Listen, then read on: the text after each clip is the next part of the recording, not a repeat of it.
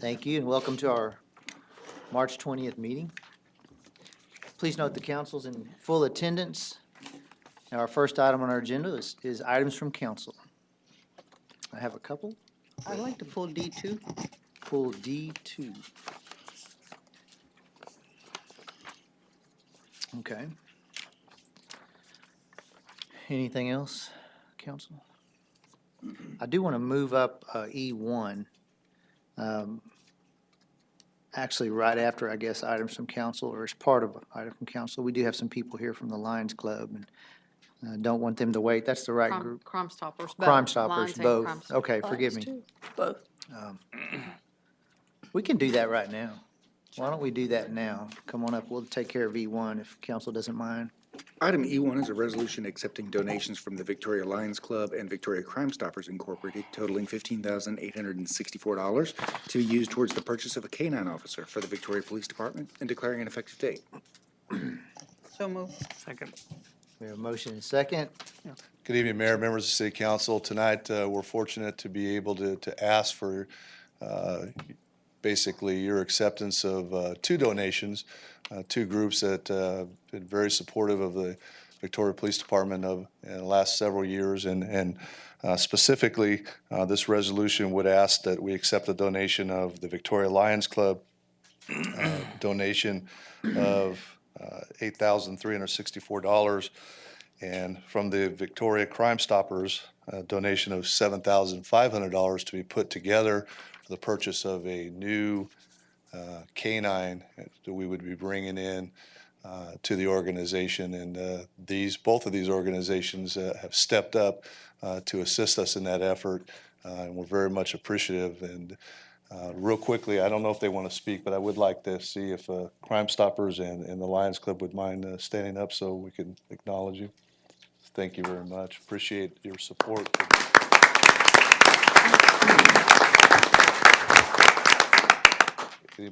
Any one of you would like to say? JJ, did you get the dollar amounts flipped around? Did I flip them around? I think you did. So they may want to say that. You may want to correct me if it's a.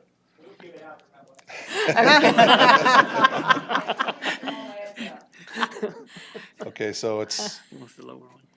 7,500 from the Lions Club, There you go. 8,364 from the Victoria Crime Stoppers. And Lila, you would like to say something? I just wanted to say that I am really excited about this. Ever since Officer Robbie retired, this is something that we've been working on, and the Lions Club was gracious and partnered with us on this, and just, we're really excited to see this happening in this new asset for the police department. Well, thank you. You know, Thank you. I spoke with you guys outside a little bit, and I'm so impressed at the generosity from the community, you guys and other service organizations. It's really amazing, and I don't think y'all get enough attention that y'all deserve, I mean, to do what you do. So thank you very much. You're welcome. I'm sure they would all appreciate support for their fundraisers when those time of year comes around. And I'm available to answer any of the questions if you have. Is this the only unit that we have, the only officer that we have, or do we have more? We have two others. Oh, is that, This will be this will the be third. 3? Yes. Okay, good. Are the other ones getting older, or?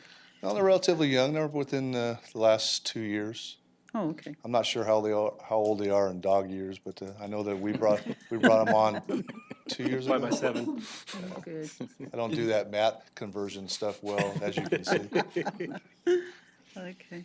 Well, very good, very good. Will we be looking for a vest soon, or do we have one?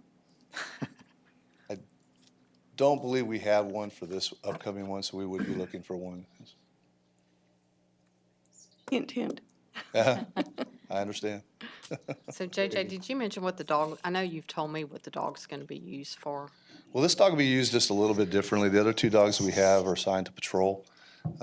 This dog would be a dual-purpose dog. It could work in patrol. It would be trained the same way, but its primary role and primary assignment would be within our Special Investigations Division, working primary drug enforcement, but also available to patrol in case they're needed as well.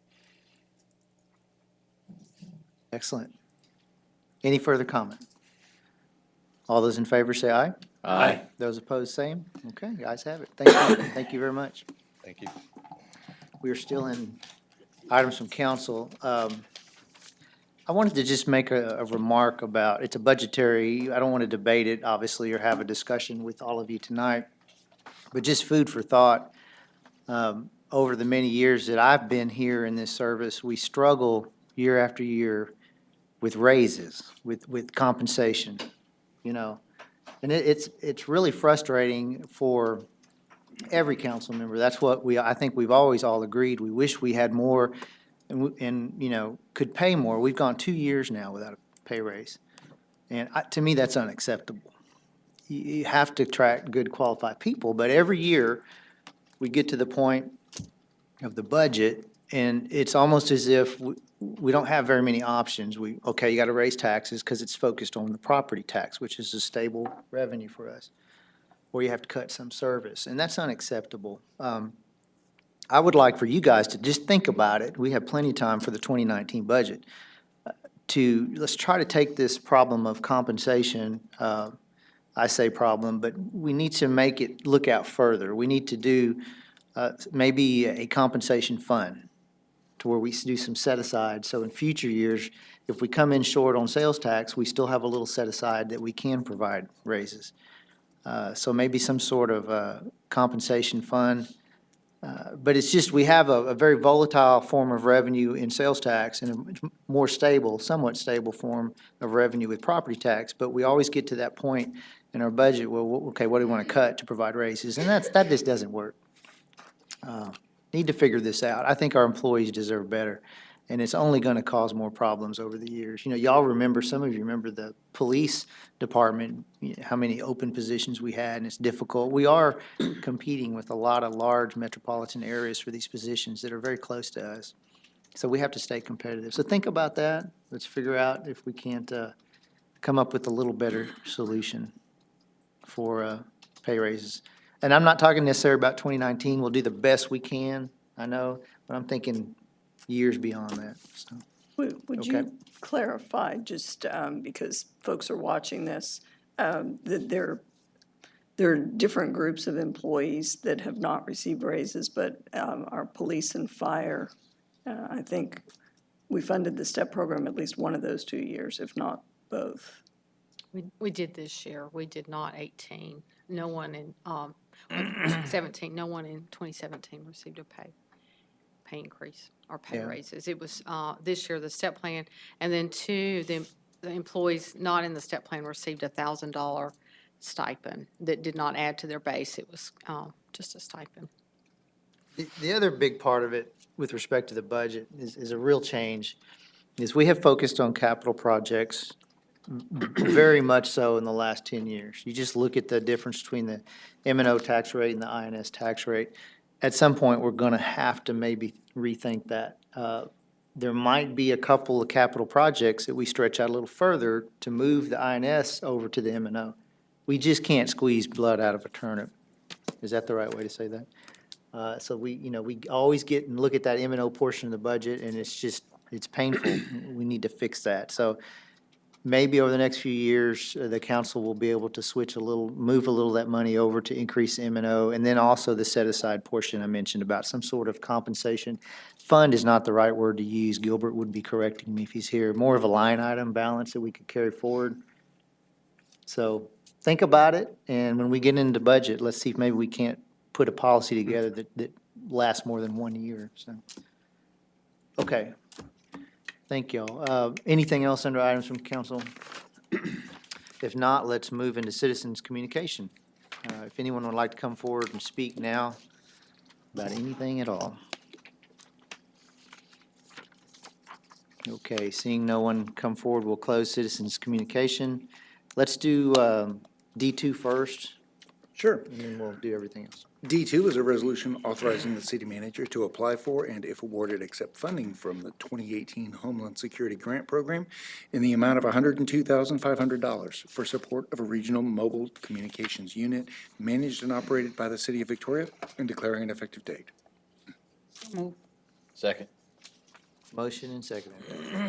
Chief? I'm here to answer any questions if you had some questions. Okay. I know this pertains to the fact that we had people complain when we had the hurricane.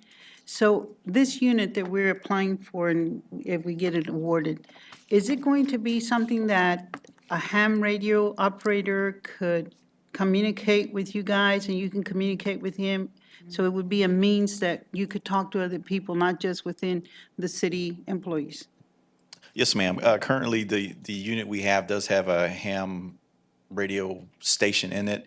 And really what this project is about is just an upgrade to our existing services and capabilities in our mobile command post that allow us, like during the hurricane, we lost one of our communication towers. This would be a temporary tower we could put up with a repeater that would allow us to communicate on a few select channels, along with some various other technology into the equipment.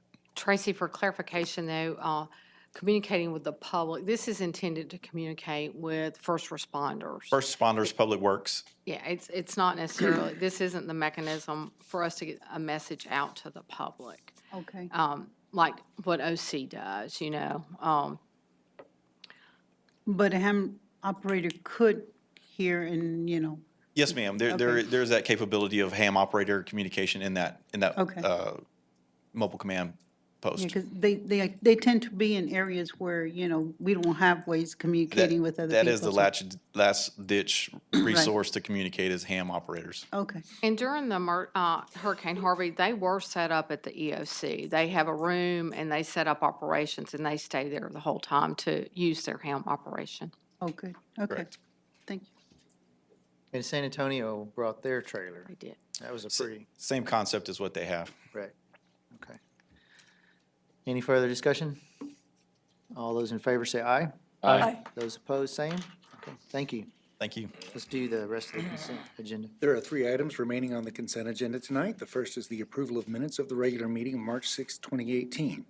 The third is a resolution awarding the CDBG Hopkins Park Sidewalk Improvements Project to Staff Concrete Construction for their low bid of $45,755, authorizing the city manager to execute all documents necessary to complete the project and declaring an effective date. And the fourth is an ordinance amending the City of Victoria Master Thoroughfare Plan to guide the growth and development of the City of Victoria and its extraterritorial jurisdiction, providing for savings and declaring an effective date. I move to adopt. Second? We have a motion and second. All those in favor say aye. Aye. Those opposed, the same. Okay, items pass. E2. E2 is a resolution authorizing the city manager to execute a professional services agreement with CDM Smith Incorporated for engineering services related to the evaluation of critical water, wastewater, and stormwater asset resiliency in the amount of $38,250 and declaring an effective date. So moved. Second. Questions, discussion? Just to clarify, this is for CDM to look at existing water wells, lift stations, look at those for generators, transfer switches, probable construction costs, Correct. and then also the river floodgates and a stormwater pump back once that's closed Right. into Yes, the sir. river. This, And then this does not include anything for the regional wastewater treatment plant, raw water pumps, surface water treatment plant, that's correct. Yes, sir. Station 3. Yeah, those 4 large facilities we're looking at in another proposal, which we Correct. hope to bring to you later in April. These are for what we call our small critical infrastructure, just like you mentioned, lift stations, water wells, to find out what size generators we need to run those, which ones may need a permanent mounted generator, and which one could probably get by with a portable generator rented during times of emergency. As you mentioned, it also looks at our floodgates. We have 5 floodgates throughout the lower part of the city close to the river, and we need to look at whether those need to be rehabbed or replaced. And then also in that lower section of town where we had some flooding, Second and Glass Street, we typically place a 6-inch or an 8-inch pump over there and try to pump that water back over the levee. And during the hurricane, we just couldn't keep up. That pump actually got inundated and was flooded. And so that's a prime area for a stormwater pump station. Thank you. I have a couple of concerns and questions, I guess. Because this is a professional service agreement, we didn't have to go out on bid for it, That's correct? correct. The 4 items listed, to me, I think we have the qualified people that work for the city that could do this. Ricky, I'm 38 sorry, I couldn't hear your question, I'm I sorry. said that the 4 items, the tasks that we have listed that CDM is going to perform, the study they're gonna perform. I feel like we already know the answer to those, and I feel like we have the personnel already working for the city that could determine that. $38,000 is a lot of money Well, to take care of something that we have qualified people in the city that can answer those questions. I don't- Take care of it. not to disagree with you 100%, but a lot of this requires a structural engineer, and we do not have a structural engineer on staff. So they will have structural engineers looking at some of this stuff. Also requires electrical engineers for a lot of it, and we don't have, while we have master electricians, we do not have electrical engineers. So some of it, you may be right, there might be some pieces of it that we could possibly do, but that takes the focus of our staff that's more focused on maintenance and puts them on projects that they may or may not be qualified for. Pulls them away from their regular jobs. So the lack of having a structural engineer and an electrical engineer is what prompted this. Right, we just don't have this, in my opinion, we don't have the staff qualified to do this work, all of it. I think we do. I have a couple of questions too. We used CDM on another project. What project was that? We've used CDM on several projects. They were the ones who built the surface water treatment plant. They were also the engineer for the Odom Street and the Odom Street lift station. We've used them on a number of projects. They're a very reputable, very good engineering firm. Looking at task number 3 on the floodgates, because my husband worked there at the street department at the time, those are the floodgates that are manually open. They're not automatic, right? Because he talks about having to go under the water to open those gates. Is there any way that we can make those automatic? If That'll you're be- going to be looking at That'll that? be part of what we're looking at. Yes, sir. Yes, That ma'am. would be, because he says, Now, they shut automatically. right, And- but to and then- open them, I think you had to go down there and open them manually. To open them, they exercise them by using a chain on a piece of heavy equipment to exercise them. If there was something that was stuck, they may have had to go in and manually open them. Right. If something malfunctioned, that's absolutely possible. Okay. Well, just make sure that that's something that we're going to be Sure. looking at, that That's a make great, them automatic, because I think like San Antonio has the automatic gates that Right. open to create that. sure, when they prepare that report, I'll ask them, or when those estimated costs, please. I'll ask them to include that. Thank you, That's a sir. good idea, thank you. So the end result for our $38,000, what we're gonna get is just a recommendation. Yes, sir. Okay. Okay. Any further discussion? And Wait, some of those you're gonna- deliverables will be incorporated into the emergency plan, I'm sure, under the sections where, so if you're looking at it while you're in the EOC, you'd be, hey, I need these generators, and you know what they are already, and they, for Right. permanent documentation in that emergency plan. Yes, and Mr. Del Garza, in addition to the also the probable construction cost will also come along with that. So when we go out, we'll know what to budget for when we go out for bids on all that. Was there a timeline in here? If so, I didn't. 60 days? There was, Yeah, it 60 was either days. September, Days, I think it was 2 Yeah, months. it's April August, 1st September. to June. Yeah, they'll start, I think, April 1, if approved, and then I think it was sometime this I summer. think it was, June is when it'd be June. Oh, delivered. was it that The quick? proposal will be delivered to us. 60 days. So that's pretty quick. Well, and some of this information that we get, depending on mitigation funding applications, we'll be able to use that and hopefully apply for some mitigation grant money from the state. Okay. Nothing else? No further discussion? All those in favor say aye. Aye. Those opposed, same? All right. You got the vote. All right, where are we at? E3? E3 is a resolution authorizing the city manager to execute a professional services agreement with Tank Industry Consultants Incorporated for engineering services associated with the rehabilitation of Water Tower Number 6 project in an amount not to exceed $130,090 and declaring an effective date. So move. Second. We have a motion and second. Any questions or discussions? This will be very similar to the last water tower project that we did, Tower Number 5 over by East High School. It's very similar. Okay, I noticed that we had put it off because we had to do something else with the TxDOT I-69 project. That's So correct. we did not have a bid on it before? We did not have a bid on the On the rehab construct- work. This is just the engineering, which is sorry, I just lost the term.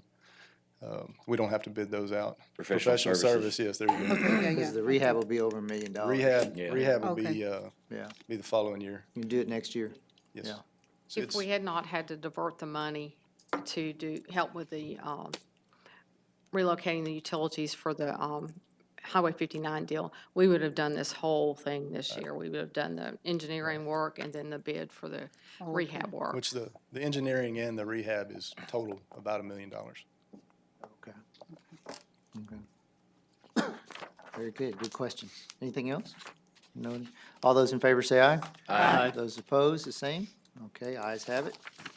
E4. E4 is a resolution authorizing the city manager to execute a professional services agreement with Third Kettle Corporation, doing business as Aquametrics Sales Company, for software migration supporting the city's automated meter reading system in the amount of $80,682.66 and declaring an effective date.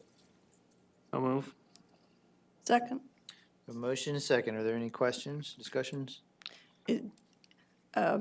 Just for clarification, this is an upgrade. Is there a better interface with customers as well, or is this still just Yeah, internal?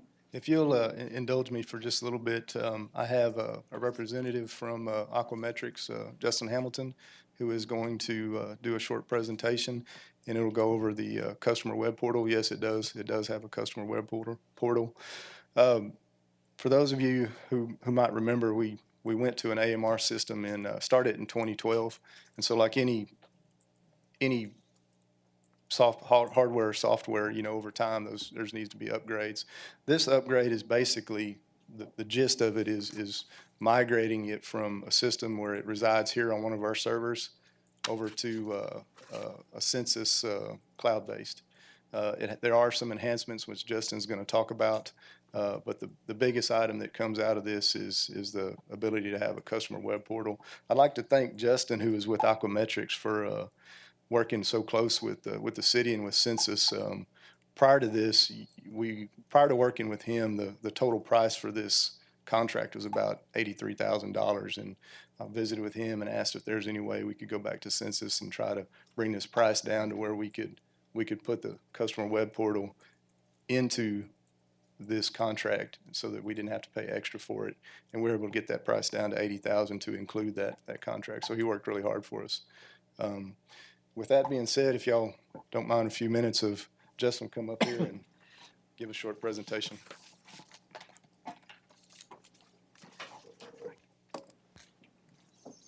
Good evening.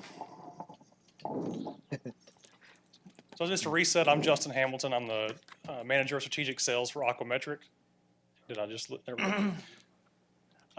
We've been the long-term partner with the city of Victoria since doing the AMI system in 2012. We definitely appreciate the business and the ongoing partnership as we move forward. So I wanted to say that first and foremost. As Mr. Reese mentioned, one of the big things for this project is to take some of behind-the-scenes data off of the city servers, where currently as it sits, the city is responsible for doing third-party licenses, disaster recovery, upgrades, updates. That responsibility belongs to the city.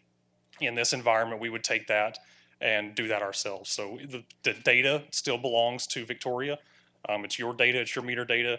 We just take the IT burden off and we put it in our data farm. So there are two data sites. There's one in Boise, Idaho. There's one in Raleigh, North Carolina.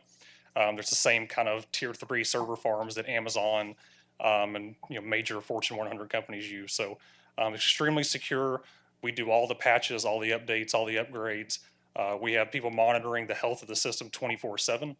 So I actually, yesterday, as a matter of fact, I had an email that we had a customer in South Texas that had lost connectivity to one of their base stations. So we are being notified before the city even knew there was an issue. So it's some of this productivity and proactiveness that we're trying to bring to our existing customers. So on top of that, behind the scenes, we're also providing a new meter data management system software, which you'll see on the screen here. What I'm showing right now, I'm going to make sure I'm logged in the internet. So what I'm showing now is if I'm logged in as if I'm one of the City of Victoria employees. I'm going to show you how to look at a customer. If a customer were to call into the billing office and have a question about their water bill, I'll show you how we're going to do that now. If anybody has seen the way the current software looks, this is night and day different. This is much more user-friendly. The idea is you're already getting the hourly data coming in from your water meters. So how do we now take that and truly do an analytics software and make it useful for your city staff to be more productive? I will also mention that this is available to any city employee. So if one of the public works employees is going to do an on-site field visit to a customer's address and they have a laptop or a Wi-Fi connection and they want to pull up this screen and look at the customer's usage data before they talk to your resident so they know what's been going on the last 30, 45 days, all they have to do is log into the website. So what I'm showing you now is if I was a billing service employee, but just know that this is available for anybody with a login.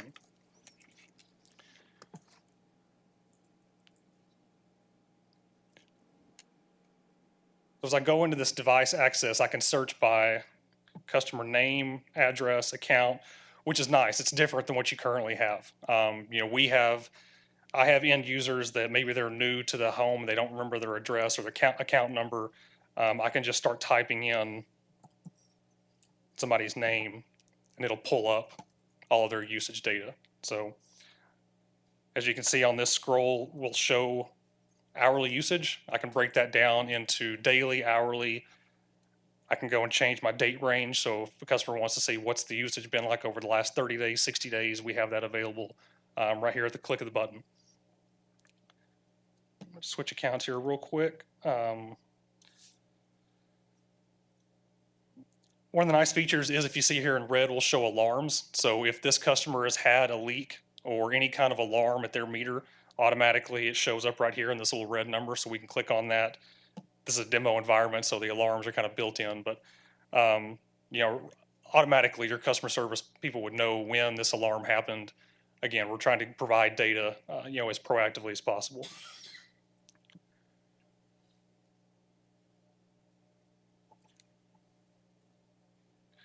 Right from the top, you can see what we've delivered. This is in cubic feet because this is a demo environment. We've delivered 152 cubic feet from 313 to 320. So that data is shown right there on the dashboard. If I scroll down, if I had a customer who wanted to look at just this one peak area, I can scroll and customize to look at just those hourly data. So I can show when water was used at this specific time. So that, again, it helps for customers with sprinkler systems or leaks, or what tends to happen a lot for our customers is that an end user will call because they don't understand, the water bill's a little higher than they thought. We start looking at the hourly data and it starts to trigger, oh yeah, my kids were here and we were watching something in the backyard and we left the water hose running. Okay, because we can show them exactly what time and how much water went through that time. So having the data right here accessible makes a huge difference. This is accessible to the consumer. I'm going to get into that in just one second. Yes, sir. I'm showing the city view right now. Okay. Because it is, and I think if you spoke to your billing staff, this is a huge upgrade to what we currently have available. So I wanted to show some of these features. One of the things I always like to point out is this add and remove group. We now have the ability to aggregate all the meters in the system. And where that comes in handy, so if I want to compare all of my 3-inch meters to my 2-inch meters on usage, if I have a certain subdivision that I think is using more water than a different subdivision because of a pressure difference or because of pump costs, I can add this, I can create one group for one subdivision and compare it to what was pumped into that subdivision the day before. I can take every meter in Victoria and call it one group and then compare that to what was pumped yesterday, which gives me an idea of what my water loss was. So having access to this data and being able to aggregate is a huge tool. We're incorporating things like pressure monitoring, which helps with hydraulic models. We can look at, do I need to have my pumps on as long to one particular part of town if my pressure data is telling me I'm keeping pressure up? So it's this intuitive data that we're able to look at now. That's kind of what we're moving everything towards. And because this software is owned by Census, as we release updates and upgrades to the system, such as pressure monitoring, such as meters that have inline shutoff valves, as soon as it's available on the software, it's pushed out to all of our customers. So we're not having to come back and ask you for another upgrade down the line for more added functionality. So if I did have a customer with a customer portal, we'll get into that real quick.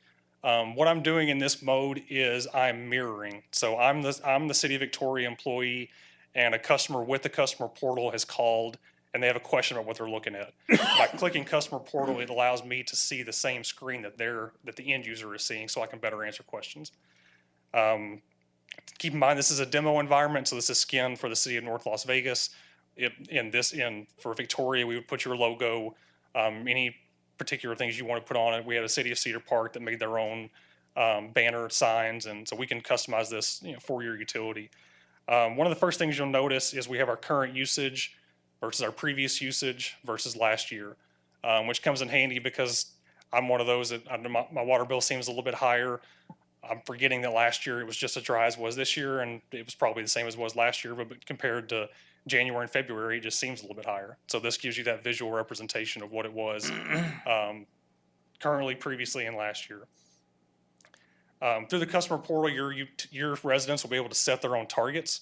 So they can set their own alerts to say, send me a text message or an email if you see X number of gallons per usage period. And I'll show you how to do that in just a second. But if your users want to look at their hourly history, they would click on usage details. My internet's kind of lagging, I apologize, but it'll show up bar graphs just like this. We'll also compare that to, this red line is temperature data. So we'll use the closest NOAA weather station, and we'll compare that to usage data. So I can go back 24 hours, 7 days, 30 days, 12 months. I can customize my own date range here. The data is there. We just got to be able to show it to your customers in the most efficient way possible. So, if I go into settings, I can set set usage alerts. So one of the nice features of this customer portal is we have what we call vacation alerts. So if you have a resident who's going to go out of town for a certain period of time, they can go into this portal and set their vacation alert. So starting on 6/27 to 7/15, alert me when 10 gallons gets used, because there's nobody supposed to be home.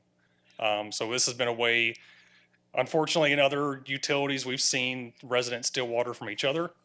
We've seen breaks happen at the water meter, and by having this alert go out, we're able to send a plumber out there on site and fix that before the resident gets a huge water bill when they get home from vacation. If a customer is a property owner and you have more than one meter, we can set this portal up to have this customer has 2 meters. So if you wanted to have all of your meters under one heading, we can set up nicknames under meter nicknames. So if this is my red house, this is my blue house, this is my green house, and it'll show, we just have to flip back and forth between all of those. Justin, when you say we, are you talking about the customer can do that when they go? The customer, out? yes, ma'am. Yeah, Excuse me. okay, so it's not, they have to come back to us. All of this is done in the customer portal. The customer is the one that sets all these Okay, alerts up. thank you. Yep.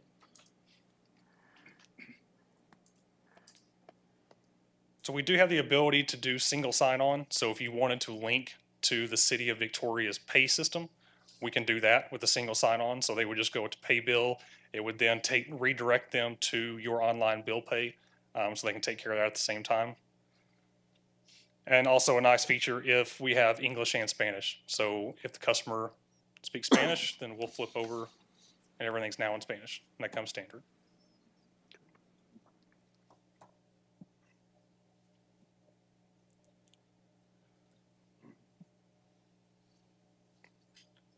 So it's kind of a high-level view on what we're doing. Again, the idea is to take the data that you already have coming into the system and make it much more user-friendly.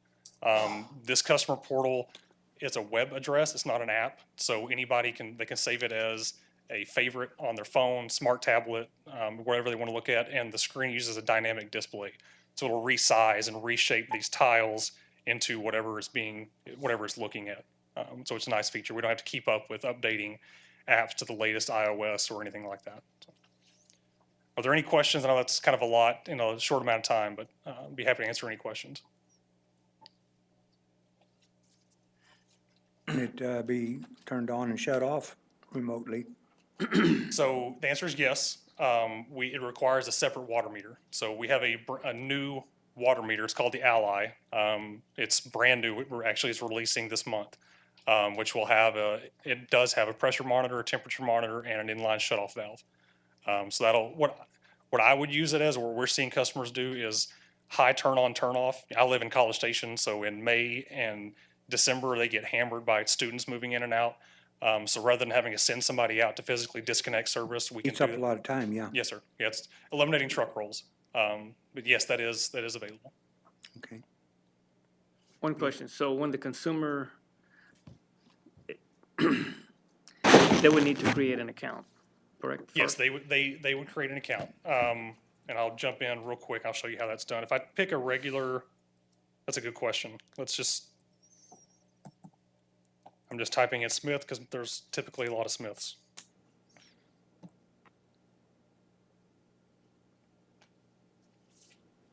So this customer has not created a portal.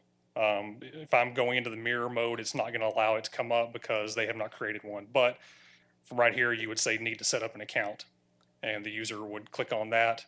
Typically, what we do is have some utility defined field, whether it's the account number on the water bill or what was the last 4 digits of your reading, or some identifiable characteristic they can type in so we know this is the resident who it is.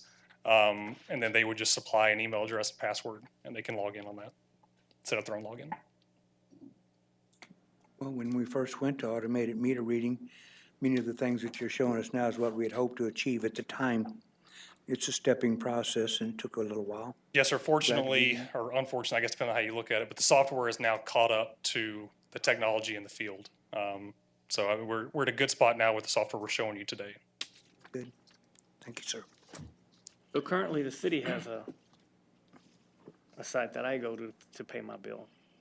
So this would take that place? No, it would link to that. So if you wanted to pay your bill, if you wanted to start with your portal to see what your usage was, on the screen previously, there was a link that said pay bill. So you would go to that and it would redirect you to the city's online bill pay using the same sign-on. Cool. Okay. Pretty cool. Looking forward to using it myself. It's exciting. How long till it's up and running? It was a several-year process, I think? No. It typically takes 8 to 12 weeks. A lot of it depends on your billing system. There's an integration file that has to be done to pull all the data from your billing system and populate it here. We've done it before with many other customers. It's just a process. But I would say probably 8 to 12 weeks conservatively. And you think it'll be fully up and running in 12 weeks with all the features? That is our goal. Yes, sir. Okay, great. The portal is up to whenever the city wants to release that. I have some customers, and this is just I'm speaking from experience. I have some utilities that want to wait until their staff is more comfortable with the software on their side before rolling it out to the public. Just so when questions come in, they have a better idea of how to answer it. I have others who push out the portal immediately because everybody's excited about it. So it's completely up to the utility and however you want to deal with it. Sooner the better, but staff can figure that out. So, very good. Let's see, we have a motion and a second, right? Yes. Any further questions or discussion? Donald, do you have anything to add? Okay. All those in favor say aye. Aye. Those opposed, same. Okay, thank you. Thank you. Yes, sir. All right, city manager reports. We have 2 tonight. April on a report on the county board health, the public health, I'm sorry. Go ahead, April. I Okay. kind of lost my train of thought there. The city has 3 appointments that they need to, appointees rather, that need to be replaced on the Board of Health. Dr. Tawan Tillman currently does serve, but he has expressed that he does not have the time to devote to this board any longer. And Robin Mahaka resigned from the board.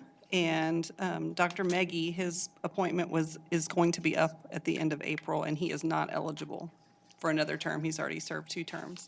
So we need to replace them, and after speaking with Director Neal at the Health Department, he kind of put together a little nominating committee, and they've kind of sent you guys some nominations over. They're asking that Darla Guajardo replace Robin Mahaka as the citizen representative, which would put her term through June 2020, and that Dr. Javier Vasquez Ortiz replace Dr. Tillman with a term ending in April 2019. And just yesterday, they did find a dentist that would like to serve on the board. Dr. Malcolm Sambera would be, they're asking if he could be replacing Dr. Meggie as the dentist on the board. This board is very specific as to the types of appointees that it has, and there's a 9-person board, and the city council appoints 5 of those people. So we have 2 other appointees already on, Dr. Daniel Cano and Dr. McNeil, that already serve. So they're asking that we use their nominees. If y'all are comfortable with that, I can bring back a resolution at the next meeting, or if y'all would like to solicit applications, we can do that also. We can still do that between now and the next meeting if Yes. someone else expressed a great interest, so, okay. I have a question. So if somebody comes up midterm and there's a term limit, does that term that they take a partial term count as one of their terms? Only if it specifies in the bylaws. Now, we do have some boards that do that, like the planning board does specify if it's over like halfway through the term, it doesn't count. I don't believe that this one specifies. Okay, just a question. Yeah. You need another job? You want to be? Just wondering. Thank you. Sorry, I couldn't help you there. Okay, yeah, bring that back to us. So next is our, Last city manager report is Donald with the street inventory. You received your binder last week with the street inventory, so he's got a short presentation.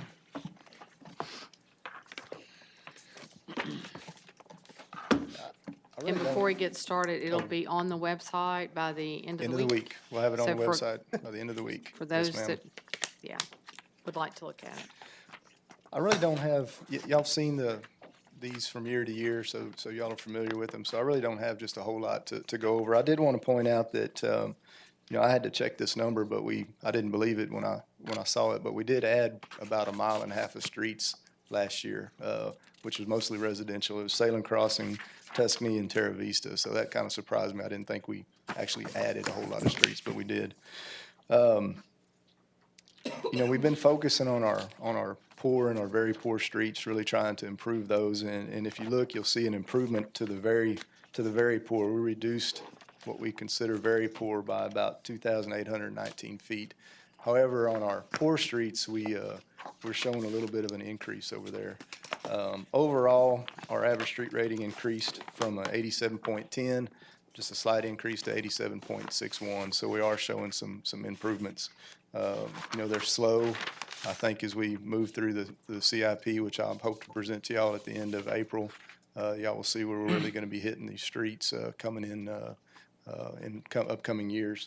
The only other addition that we had was if you're going through your report, if you look at the back, the last page in section 8, I added a 10-year street improvement projects list by council district, just something I thought y'all might want to see, totals what we've done in the last 10 years in each council district and gives you a total amount of funds spent. The last 10 years, we spent a little over $101 million on street projects. So I'll answer any questions that you might have. I think it's one of the best reports we get. We get a lot of stuff, a lot of information, a lot of binders, and this is very well organized. It always has been. That's, Ken and his staff do an excellent job of getting this thing prepared. Do a really good job. And we were late on this one. We will get back on track, so it won't be real long. You'll have another one of these in front of you. We'll start working on it again in the summer. Hopefully, we don't have any interruptions this summer. I think this is the most important graph, council, some of you have seen this. The trend's in the right direction, it just takes forever. And slowly but surely, We're gonna get there. It's Yeah. just gonna take time. yeah, good job. I have a question on the sidewalk locations. When it says intermittent, what does that mean? Intermittent means there's probably some gaps. You'll have sidewalks and then there's a gap. It may be an area that doesn't have a developed piece of property, so we haven't put a sidewalk in there. Okay, An so empty if lot, somebody, for example. okay, if somebody wants to construct something or go in there and do some major reconstruction, are they going to be required to put in sidewalks in the areas that say intermittent? That is a good question. I don't know if I'm the right one to answer it. It depends on what's going on. If they requires a site plan, that all probability they're gonna have to do a sidewalk. Yes, ma'am? Even if there is no sidewalks around there? That's correct. And you will see throughout town where you've got, you've got new sidewalks on a portion where there's maybe next door is not to, but hopefully as people develop, those will be continued. So, the city's had a history of doing sidewalk waivers and allowing people not to build sidewalks. And that's one of the things that council members through the last several years have told staff, we want sidewalks where there needs to be sidewalks, so. In the historical districts? I don't, John, on the historical, Julie's back there, there's Julie, on historical districts. I think, recently you've had a person that built a home, I know, on State and in that area, they did sidewalks around their home. Yes, over the past, I'd say 9 months to a year, we have really started looking at the sidewalk covenant agreement process and have really firmed that up and have stopped granting so many sidewalk agreements. That sidewalk agreement actually gets the developer out of building the sidewalk immediately, right then. It is an agreement that says anytime the city asks for them to go back and install that sidewalk, they will. It does get filed at the county courthouse, but we have not actually ever really implemented or pulled those agreements. But we have decided to no longer offer those as generously as we once have. They're meant mainly for those roadways on open ditch portions of the road where you just the grade or the right-of-way is not there to really accommodate a sidewalk. So if it's curb and gutter, we have been requiring sidewalks. Can they file for variance? Yes, it's an option. Which goes to After the the site plan. planning commission. After the Yes. site plan? Yes, it would go to the planning commission and then ultimately city council for final approval. That those are still available in cases of hardship or, it's a single person trying to establish themselves. Okay. It's really kind of a vicious cycle, because if you end up giving waivers so that the people on either side of you aren't building a sidewalk, then it's an easier argument to say, well, I don't need one either. So, I mean, if we want sidewalks, and we've certainly had citizens come to us in the past couple of years asking for sidewalks, and we look at our budget, and it's not something that we necessarily have got the flush cash to do, especially when the citizen should have done it at the time of development. So it is sort of a change of our approach, but you go one way or the other. And if the sidewalks start going in, then it's easier to get the connectivity. I'm talking about south side where nobody has sidewalks and No sidewalks. there are no sidewalks, and why are you gonna make somebody build a sidewalk that goes to nowheres? If we as a city don't have the funds to do sidewalks, why do we have to make people that don't have the money to go do a sidewalk just because we have an ordinance? We should be able to give them waivers or variances. Variance. Well, and I think Yeah. Especially in that's Old what we're Victoria. talking Yeah, in about. Old Victoria, where we have our district, there's areas that don't have sidewalks. They don't have curb and They gutter. never will. Well, now, when you don't have curb and gutter and you've got those open ditches, that's a different Right. situation that they will look at when that site plan comes up for review. It's just I'm like just North saying. Crest. It's miles of no sidewalks, and Open all open ditch. ditches. And that's the north side, so it's all over. Okay, as long as they know that there's a variance that they can request, but You have sometimes to- they don't. Yeah, and case-by-case basis. There are places where it makes no sense at all, and then there's places where it needs to happen. And we have a process for it. So your And- officer would not tell somebody they're not eligible for variance? No, but they would say that we aren't approving a sidewalk covenant agreement. So if someone was told no, there may have been some confusion. a variance process is there's an application fee and it has to go to planning commission and city council. So we'll try and make sure that everyone is understanding of the different processes. Very Thank good. you. Thank you, Julie. Thank you, Julie. I have a different question. Some of these streets, some of us disagree with the ratings on them. Understand. And partially, they may be good quality in the center, but they're cracking or falling apart on the sides. Right. Is that something that we will be looking at in the capital improvements in terms of crack seal and things like that? Yes, when I bring the plan back to you, there is a year that we want to do an aggressive crack seal program. So, and we'll- Thank you. When you get a complaint from someone, Yes, sir. who goes out and checks the street? We'll do typically the complaint comes in the office, we'll create a work order, and either my general foreman or one of his, either my superintendent or one of his general foremen will go out and check. And then come back and report on what needs to be done. But it goes out to the street department, right? Yes. Yeah, if it's street related or drainage related, it'll go to the street department. Yes, ma'am. Okay. We use an extensive work order process too. All those requests go into a work order system and, What was the falls question? in line. The question was just A complaint. oh, yeah, I've used it though. Well, the public can put it in on the website. And like the pothole thing is 24 hours, I think. Right. And I've put my name on some and anonymous on others, and it's the same. They're there, they do it. We try. You know. We So it works. I encourage the public to do, everybody, we've made that joke once before. Everyone walk out in front of their house tonight, look around, then go back inside and you'll get, 10,000 work orders. Wow. We won't make that 24-hour deadline then, but anyway, it's there and it's very useful and staff does a good job with it. So. Okay. No further discussion on roads. Everything's hunky-dory. We have an executive session?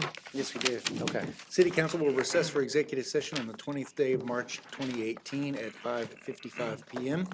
The subject matter of the executive session deliberation is as follows. Texas Government Code 551.072 to deliberate the purchase, exchange, lease, or value of real property interests due to the fact that a deliberation in an open meeting would have a detrimental effect on the position of the city in negotiations with a third person.